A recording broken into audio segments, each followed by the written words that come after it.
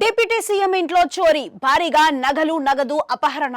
Telangana deputy CM బట్టి విక్రమార్క ప్రస్తుతం విదేశీ పర్యటనలో ఉన్నారు.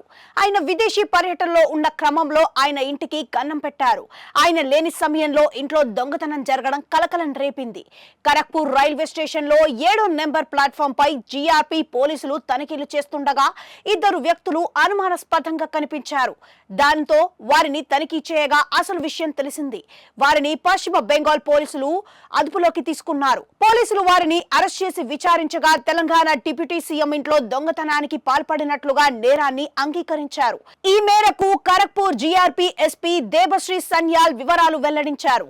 నిందితులు బీహార్ కు చెందిన Roshan Kumar mandal, Uday Kumar ఠాకూర్లుగా గుర్తించామన్నారు.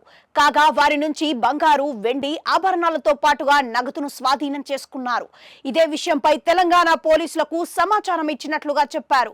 Deputy CM America పర్యటనలో ఉండగా ఆయనతో పాటే ఆయన ఫ్యామిలీ కూడా ఉన్నట్లు సమాచారం తెలుసుకున్న దొంగలు వారి ఇంట్లోకి దూరి బంగారం, వెండి ఆభరణాలతో పాటుగా పెద్ద ఎత్తున నగదును దోచుకెళ్లారు. అయితే దీనిపై తెలంగాణ పోలీసులు మాత్రం ఎటువంటి ప్రకటన చేయలేదు.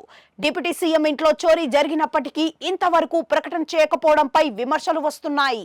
మరోవైపు స్వయంగా డిప్యూటీ సీఎం ఇంట్లోనే చోరీ జరిగిందంటే రాష్ట్రంలో భద్రత ఎలా ఉందో అర్థం చేసుకోవచ్చని అంటున్నారు. బట్టి ప్రస్తుతం అమెరికాలోని లాస్ వేగాస్ లో నిర్వహించిన మైన్ ఎక్స్పో 2024ను సందర్శించారు. మైనింగ్ రంగంలో దిగ్గజ సంస్థల ప్రతినిధులతో భేటీ అయ్యారు. ఈ మేరకు ఆయన ఓ ట్వీట్ కూడా చేశారు. తెలంగాణ రాష్ట్రంలో ఖనిజ పరిశ్రమ అభివృద్ధికి సహకరించాలని అమెరికా కంపెనీలను ఆహ్వానించినట్లుగా చెప్పారు. ఈ మేరకు సింగరేణికి క్రిటికల్ మినరల్స్ అన్వేషణ రంగంలో సహకారాలు కోరినట్లుగా తెలిపారు.